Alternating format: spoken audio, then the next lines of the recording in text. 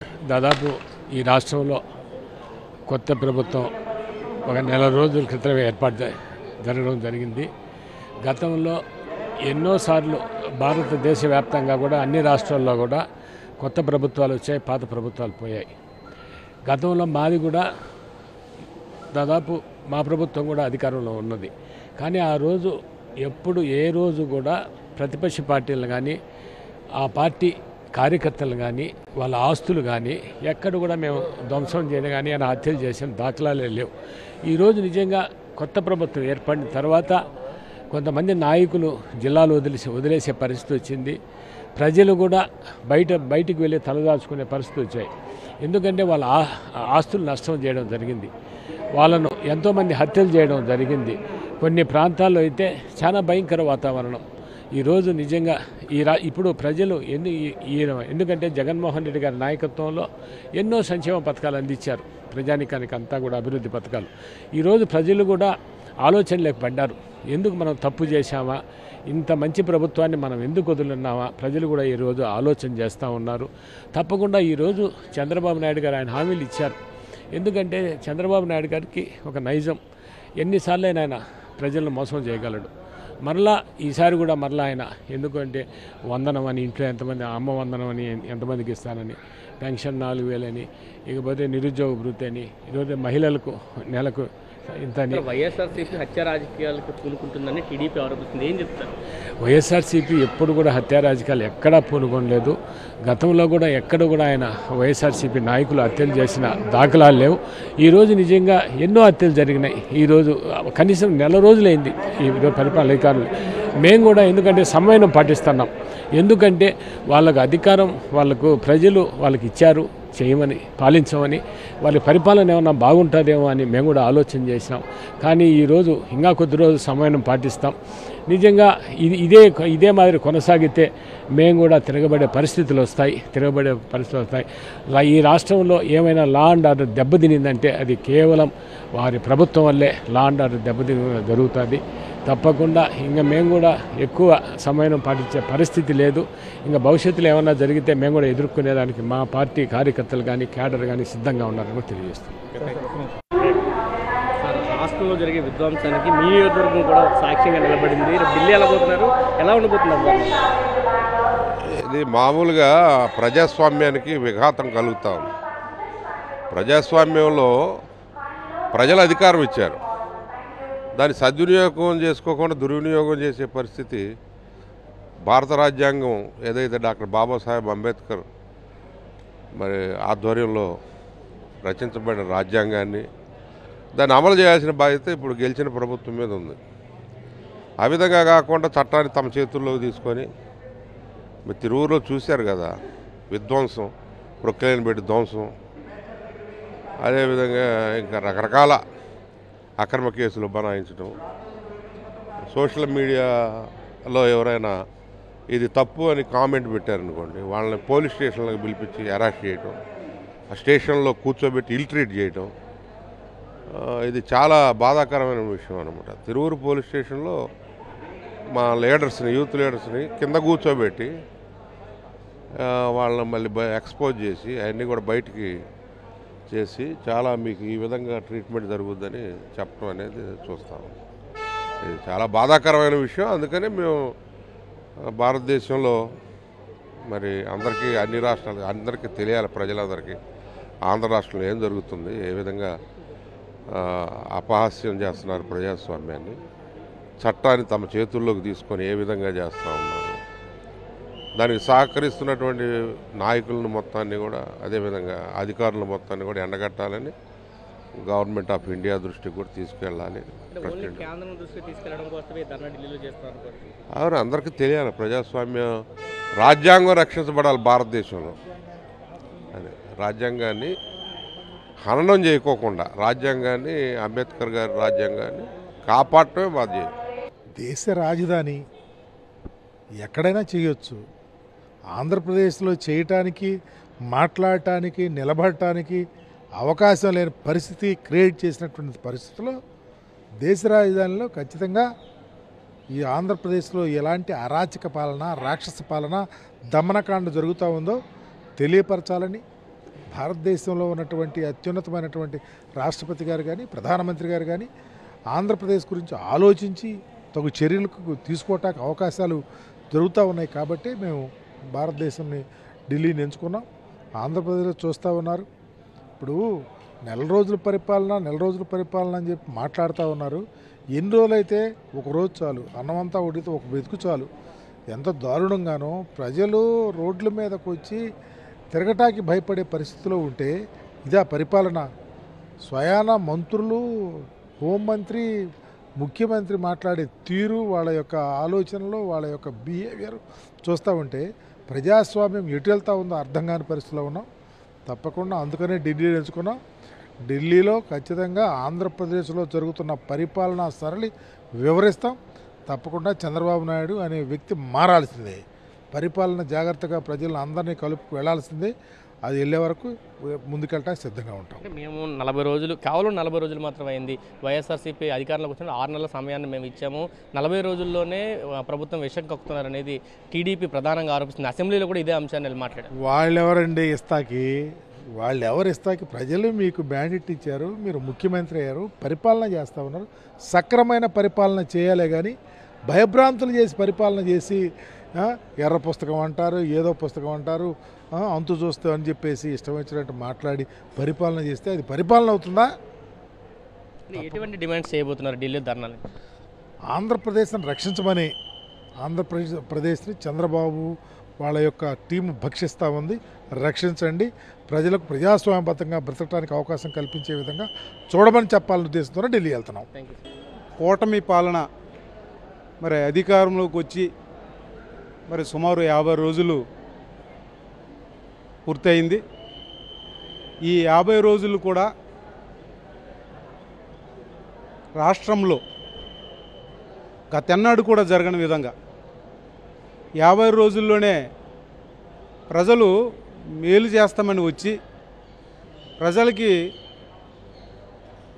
మాయమాటలు చెప్పి మోసపూరితమైన వాగ్దానాలు చెప్పి అధికారంకి వచ్చిన తర్వాత వైసీపీ నాయకుల్ని, కార్యకర్తల్ని టార్గెట్ పెట్టుకొని ఎవరైతే వైఎస్ఆర్ పార్టీకి ఓటేస్తారో, ఎవరైతే వైఎస్ఆర్ పార్టీకి బలంగా ఉన్నారో వాళ్ళ నాయకుల్ని, కార్యకర్తల్ని మీద దాడులు, విధ్వంసాలు, హత్యలు, అత్యాచారాలు, అగేగతలు మరి జరుగుతుంటే రాష్ట్రంలో ప్రజలు కూడా ఈరోజు ప్రాణాలు గుప్పిట్లో పెట్టుకున్నారు. మొన్న మా వైఎస్ఆర్సీపీ కార్యకర్త రషీద్ని అతి క్రూరంగా, కిరాతంగా, పాశవికంగా అందరూ చూస్తుండగానే, ఈ రాష్ట్రం మొత్తం కూడా చూస్తుండగానే, ఈ దేశం కూడా చూస్తుండగానే మరి దారుణంగా హత్య చేశారు. ఇలా 35 హత్యలు, 300 హత్యాయత్నాలు, విధ్వంసాలు, ఆస్తులు, ప్రభుత్వ ఆస్తులు, ప్రైవేట్ ఆస్తులు ఇలా చేస్తూ ఉంటే ఈరోజు ప్రజాస్వామ్యం ఉందా లేదా అనిపిస్తుంది. అందుకనే మా నాయకుడు జగన్మోహన్ రెడ్డి గారు దేశం కూడా ఈ ఆంధ్రప్రదేశ్ వైపు చూడాలని, ఇక్కడ జరుగుతున్న ఉద్దాంతాలని, సంఘటనల్ని చూపించాలని మరి రేపు ఢిల్లీలో ఈ హత్యల మీద, హత్యాయత్నాల మీద, విధ్వంసాల మీద, దాడుల మీద, దారుణాల మీద మరి ధర్నా చేస్తున్నారు. ఈ ధర్నా ద్వారా ఈ కూటమి ప్రభుత్వానికి, ముఖ్యంగా చంద్రబాబు నాయుడికి, పవన్ కళ్యాణ్కి వాళ్ళు కళ్ళు తెరవాలని, అవసరమైతే ఇక్కడ లా అండ్ ఆర్డర్ మొత్తం కూడా క్షీణించిపోయింది, ఆ శాంతి భద్రతను అదుపులో పెట్టడానికి మరి కేంద్ర ప్రభుత్వం దృష్టికి, రాష్ట్రపతి దృష్టికి, ప్రధానమంత్రి దృష్టికి, అమిత్ దృష్టికి తీసుకెళ్ళి ఈ యొక్క శాంతి భద్రతలు క్షీణిస్తున్న ఈ శాంతి భద్రతలను కాపాడడానికి అవసరమైతే రాష్ట్రపతి పాలన కూడా విధించాలని మరి మా జగన్మోహన్ రెడ్డి గారు రేపు ధర్నాలో డిమాండ్ చేయబోతున్నారు. యాక్చువల్గా ఆంధ్రప్రదేశ్ రాష్ట్రంలో ఈ కూటమి ప్రభుత్వం ఏర్పడి 45 డేస్ అయింది. 45 డేస్లోనే పూర్తిగా లా అండ్ ఆర్డర్ దెబ్బతినేసిన పరిస్థితి కనిపిస్తూ ఉంది. రోజుకొక హత్య చూసినాం, రోజుకొక అత్యాచారం జరుగుతూ ఉంది. వైఎస్ఆర్ కాంగ్రెస్ పార్టీ నాయకుల మీద, కార్యకర్తల మీద భౌతిక దాడులు చేయడమే కాకుండా వాళ్ళ ఆస్తులు కూడా ధ్వంసం చేస్తూ చాలా ఘోరంగా ప్రవర్తిస్తూ ఉన్నారు. కాబట్టి ఈ రాష్ట్రంలో శాంతి భద్రతలు నెలకొల్పాలని కోరుతూ మేము నిన్న కూడా అసెంబ్లీలో మా నిరసన తెలియజేయడం జరిగింది. ఇప్పటికే గవర్నర్ గారికి మా పార్టీ నాయకులు 2 సార్లు కలిశారు. అలాగే మా నాయకుడైన జగన్మోహన్ రెడ్డి గారు కూడా కలవడం జరిగింది. అలాగే మోడీ గారికి, మన పిఎం అయిన మోడీ గారికి లేఖ రాశారు జగన్మోహన్ రెడ్డి గారు. ఇప్పుడు ఎంత ఇక్కడ చెప్తూ ఉన్నా కూడా ఈ శాంతి భద్రతలు కంట్రోల్లోకి రాని పరిస్థితి, ఈ రాష్ట్రంలో శాంతి భద్రతలు నెలకొనని పరిస్థితి కనిపిస్తూ ఉంది. కాబట్టి ఢిల్లీలో మేము ధర్నా చేయడానికి డిసైడ్ అయ్యాము.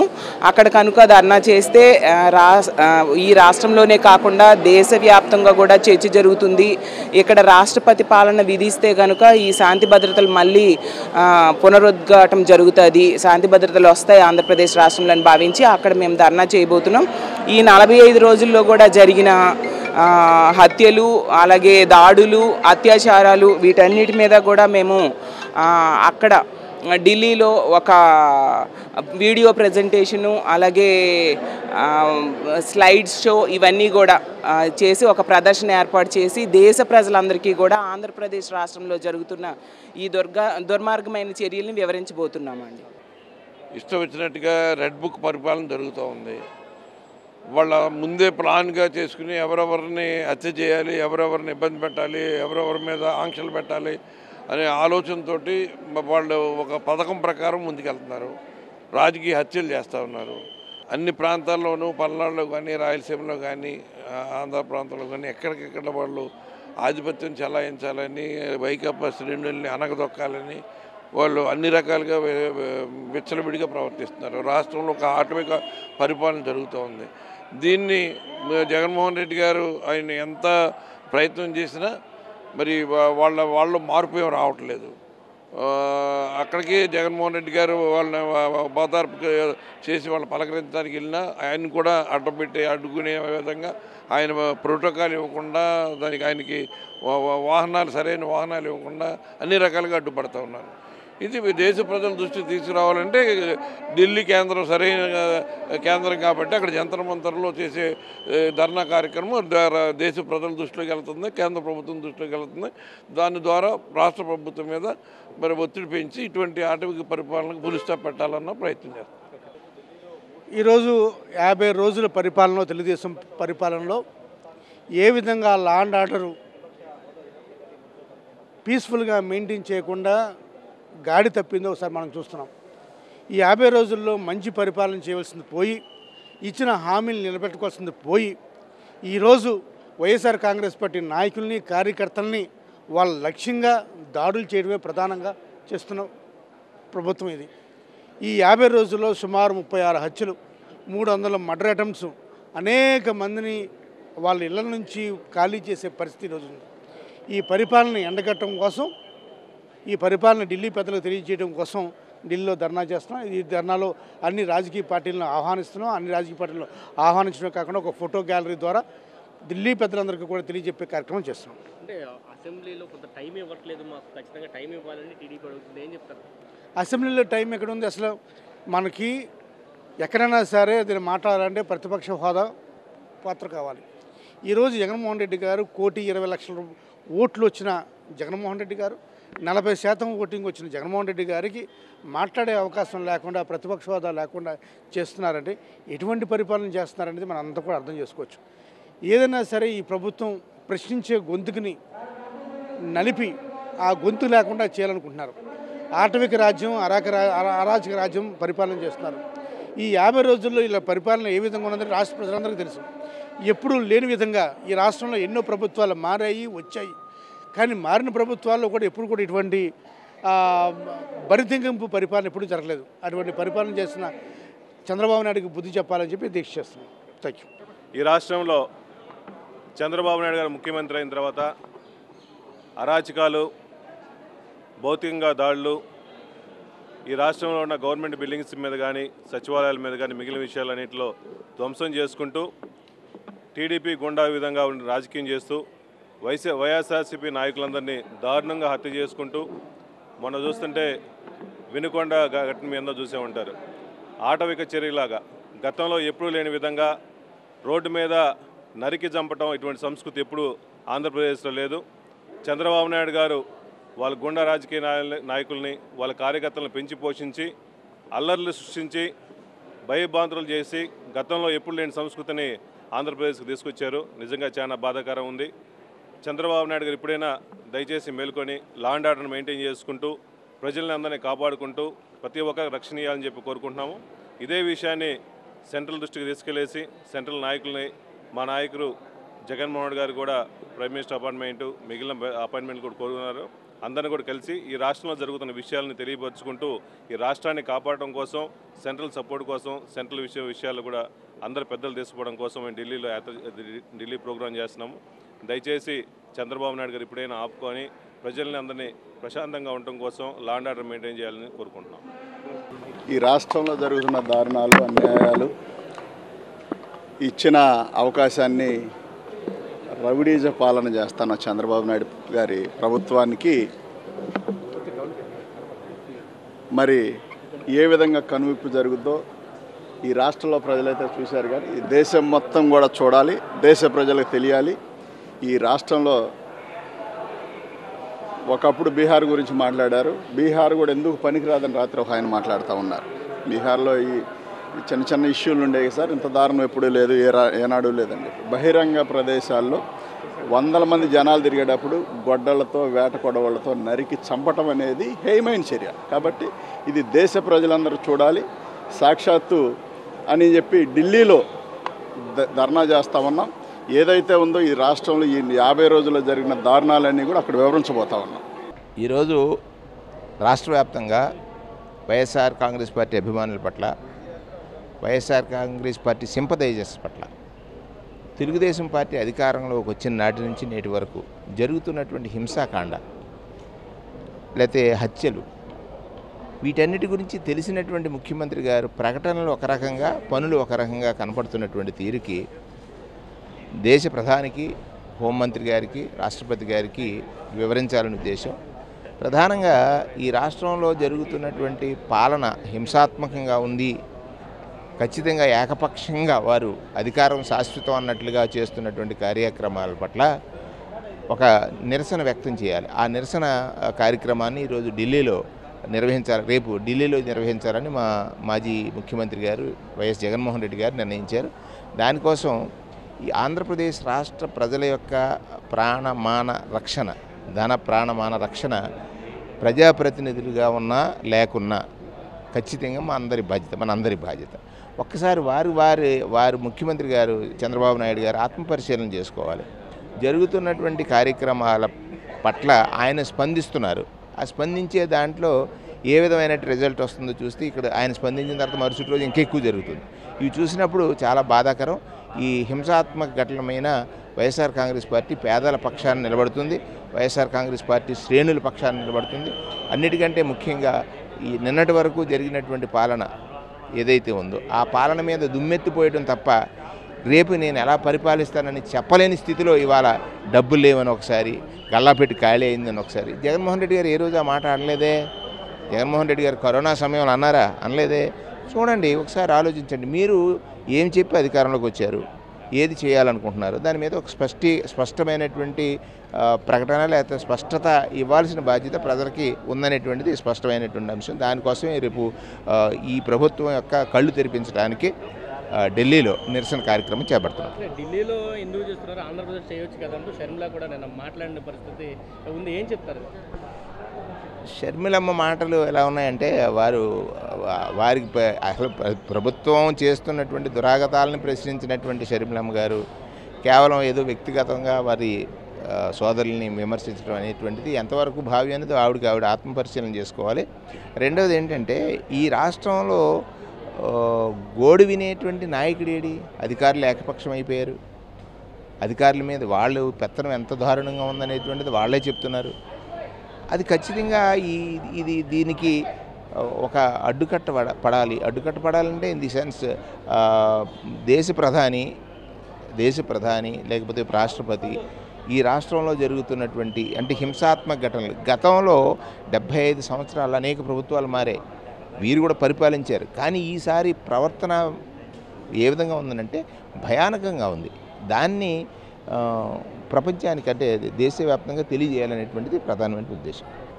రాష్ట్ర ప్రజలకు ఈ 45 రోజుల పరిపాలనలో వైఎస్ఆర్ కాంగ్రెస్ పార్టీ శ్రేణులు వాళ్ళు వీళ్ళని కాదు, వైఎస్ఆర్ కాంగ్రెస్ పార్టీ సామాన్య కార్యకర్త కానించి ఎవరైతే ఎంపీ ఎమ్మెల్యేలుగా గెలిచిన వాళ్ళు ఉన్నారో అందరి మీద కూడా ఈ తెలుగుదేశం ప్రభుత్వం కూటమి వచ్చిన తర్వాత ఎంత దారుణంగా హత్యా రాజకీయాలకి ఉసుగొలుపుతున్నారు, ఆస్తులు ధ్వంసం చేస్తున్నారు. ప్రజలకి గెలిచిన తర్వాత వాళ్ళు ఇస్తా మేనిఫెస్టో కానీ వాళ్ళు ఇస్తున్నటువంటి కార్యక్రమాలు కానీ ఏ రకంగా నెరవేర్చాలి, దానికి ఏ రకంగా పూలు చేసుకోవాలో ఆలోచన మానేసి కేవలం ఒక దౌర్జన్యం చేయాలని ఒక ఉద్దేశంతో ఈ రోజున నిజంగా చాలామంది నరికి చంపడం చూసాం. కానీ ఇది కిరాతకంగా చేతులు కాళ్ళు తలకాయలు తెగిపోయేలాగా నరికి చంపడం అనేది ఎక్కడ చరిత్రలో చూడలేదు. ఇదంతా కూడా మేము ఎంత చెప్పినా ఇక్కడ ఎంత రెండు రకాలుగా ఇక్కడ వీళ్ళతో చెప్పినా కూడా ఇక్కడ వారికి సంబంధించినటువంటి ప్రభుత్వ శాఖ ఏ శాఖ అధికారులు కూడా కలిసి రావడం జరుగుతూ ఉంది. దీన్ని మేము రేపు కేంద్ర ప్రభుత్వం దృష్టికి తీసుకెళ్ళడం కోసం మా నాయకుడు జగన్మోహన్ రెడ్డి గారు, మా పార్టీ అధ్యక్షుడు జగన్మోహన్ రెడ్డి గారి నేతృత్వంలో మేమందరం కూడా అక్కడ రేపు ధర్నా చేయబోతూ ఉన్నాం. తప్పకుండా మరి రాష్ట్రపతి దృష్టికి, ప్రధానమంత్రి దృష్టికి, సెంట్రల్ హోమ్ మినిస్టర్ దృష్టికి తీసుకెళ్ళి ఇక్కడ జరుగుతున్నటువంటి హత్యా రాజకీయాలు, ఇక్కడ జరుగుతున్న దౌర్జన్యాలు, ఇక్కడ జరుగుతున్నటువంటి కుట్రలు, కుతంత్రాలు, అరాచకాలు అన్నీ కూడా మరి ఎందుకంటే సెంట్రల్ గవర్నమెంట్ దృష్టికి తీసుకెళ్ళాలి. ఒకటి నేషనల్ మీడియా కూడా అక్కడ ఉంటుంది కాబట్టి వాళ్ళ దృష్టికి తీసుకెళ్ళి. ఎందుకంటే ఒకప్పుడు మనం రాజకీయాలు, హత్యా రాజకీయాలని బీహార్ అనుకునేవాళ్ళం. తర్వాత కొన్ని రాష్ట్రాల పేరు తెచ్చుకున్నాం. ఆంధ్రప్రదేశ్ అంటే ఇప్పుడు చక్కగా ఉండేది. రాజకీయాలంటే ఎలక్షన్ అయిపోయిన తర్వాత కాముగా ఉండేది, ఎవరి పనులు చేసుకునేవాళ్ళు. ఈరోజు దాన్ని మురిపించేలాగా ఈ రోజున ఇక్కడ హత్యా రాజకీయాలు చేస్తున్నారు. కాబట్టి తప్పకుండా దీన్ని మేము ఖండిస్తూ మా యొక్క గళాన్ని మేము వైఎస్ఆర్ కాంగ్రెస్ పార్టీ అన్ని స్థాయి నాయకులు కూడా, కార్యకర్త అందరూ కూడా భారీ ఎత్తున తెరలు వెళ్ళి మేము రేపు పొద్దున్న ఢిల్లీలో మా వాణి వినిపించబోతా ఉన్నాం. ప్రతి సందర్భంలో ముఖ్యమంత్రి మాట్లాడుతున్నారు, కక్షలకి కార్పణ్యాలకి తావులేదు ఈ ప్రభుత్వంలో అని మాట్లాడుతున్నారు. కానీ గ్రౌండ్ లెవెల్లో మాత్రం దానికి రివర్స్లో కనిపిస్తుంది. ఎలా అసలు వాళ్ళు ఎక్కడ దాన్ని పేపర్లో టీవీ ఛానల్లో చెప్పడం కోసం ప్రయత్నం చేస్తున్నారు తప్ప ఎక్కడ దాన్ని కార్యరూపం దాల్చే విషయంలో చూస్తామంటే ఇప్పటివరకు అది జరగలేదు. ఆయన కాదు, ఆయనతో ఉన్నటువంటి కుటుంబ నాయకులు అందరూ చెప్తున్నారు, జిల్లా రాష్ట్ర అధ్యక్షులు చెప్తున్నారు, పవన్ కళ్యాణ్ గారు చెప్తున్నారు, హత్యా రాజకీయాలకి ఎక్కడ వెళ్ళొద్దు, ఎక్కడ ఉసుగొలపొద్దు, ఎక్కడ గొడవలు పడొద్దు అని చెప్తాను. పై మాటలకి చేష్టలకి సంబంధం లేకుండా పోతా ఉంది. ఈరోజు చేష్టలు చూస్తుంటే ఆ రకంగా లేవు కదా. ఎందుకంటే మనం ఎస్సీ మాజీ ఎంపీ రెడ్డెప్ప గారు ఇల్లు ఎలా ధ్వంసం చేశారు, కారు ఎలా ధ్వంసం చేశారు, ఆయన మీద దౌర్జన్యం ఎలా ఉన్నారు, తర్వాత మా ఎంపీ గారు ఎవరైతే మిథున్ రెడ్డి గారు ఉన్నారో మిథున్ రెడ్డి గారి మీద ఏ రకమైనటువంటి దౌర్జన్యాన్ని పాల్పడ్డారు, ఆయన కారుని ఎలా ధ్వంసం చేశారు, బండరాళ్ళకి ఎలా ఇచ్చారు అని ఎన్ని ప్రజలు లైవ్లో చూశారు. తిరిగి వాళ్ళ మీద మళ్ళీ హత్యాయత్నం కేసు పెట్టడం జరిగింది. ఇంతకంటే దారుణం మనం చరిత్రలో చూడబోము కూడాను. కాబట్టి మాటకి చేష్టకి సంబంధం లేదు. అంటే ఏదో సామెతలా ఉంది, తిట్టన బోర గోలిగా అన్నట్టు ఉంది. అంటే తిట్టన బోర గోలిగా అన్నట్టు మాట్లాడినట్టు మేము శాంతమూర్తులు మేమేం చేయొద్దని చెబుతూ ఓ పక్కనే హత్యా రాజకీయాలు ఉసుగొల్పడం జరుగుతుంది. ఈ రోజుకి దౌర్జన్యం ఈ రోజుకి ఆగలేదు. ఏ రోజు చూసినా ఏ రోజు పొద్దున్న తెల్లారితే ఎక్కడ ఏం జరుగుతుందో అని భ్రాంతులతోటి ఆంధ్రప్రదేశ్ ప్రజానీకం ఈ రోజున బతకడం జరుగుతూ ఉంది. అందులో వైఎస్ఆర్ కాంగ్రెస్ పార్టీ శ్రేణుల మీద ఇంకా మూడో కాలం కొత్త ప్రభుత్వం ఏర్పడి కేవలం 40 రోజులు అయ్యింది. కావాలని వైసీపీ ఇటువంటి దుష్ప్రచారానికి దిగింది. కొంత టైం ఇవ్వాలి కదా అని చెప్పి టీడీపీ నేతలు మాట్లాడారు. టైం ఇవ్వాలనే కదా ఎంతకాలం వెయిట్ చేసిందంటే అంటే ఎంతమంది ప్రాణాలు పోతే అది టైం దగ్గరికి వస్తుంది. అంటే 100 ప్రాణాలు పోవాలా, 200 ప్రాణాలు పోవాలా, ఒక 1000 మంది ప్రాణాలు పోవాలా, ఎంతమంది ప్రాణాలు పోయాక అప్పుడు మేము మా కాలం ఇవ్వాలండి చెప్పానండి.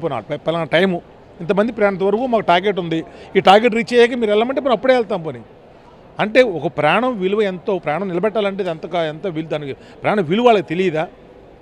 ఇన్ని 30-40 హత్యా రాజకీయాలు జరిగినాయి, 400-300 కేసులు దౌర్జన్యాలు జరిగినాయి. తెనాల్లో డైరెక్ట్గా పొడవడం చూసాము, ఇక్కడ హత్యా రాజకీయాలు చూసాము, రకరకాలు చూసాము అన్నీ కూడా. అంటే ఇంత టార్గెట్ అంటే దానికి టార్గెట్ ఉంటుంది. ఇప్పుడు ఏదో కర్ణుడు శ్రీకృష్ణుడు శిశుపాలుడికి 100 తప్పులు వరకు ఆయన ఇచ్చినట్టు 101 తప్పు చేసాక శిరచ్ఛేద చేసినట్టు ఏళ్ళు మేము తప్పులు చేస్తూ ఇంతమందిని చంపుతాం, ఇంతమంది చంపాకనే మీరు వెళ్ళి అక్కడ ధర్నాలు చేయమని చెప్తే పోనీ అలాగే చేస్తాం. పోనీ మేము ఇది చాలా దారుణమైన వ్యవహారం అండి. దీన్ని తప్పకుండా ఖండించాల్సిన బాధ్యత మా అందరి మీద ఉంది. మా నాయకుడు పిలుపు మేరకు తప్పకుండా రేపు నస్తనలో మా గళం విప్పి తప్పకుండా ఇది కేంద్ర ప్రభుత్వం దృష్టికి తీసుకెళ్ళి ఇక్కడ మేము రాష్ట్రపతి పాలన కోరుతా ఉన్నాం. అది సబబు కాబట్టి మేము మా గౌరవ మా గళాన్ని రేపొద్దున ఇవ్వబోతా ఉన్నాం.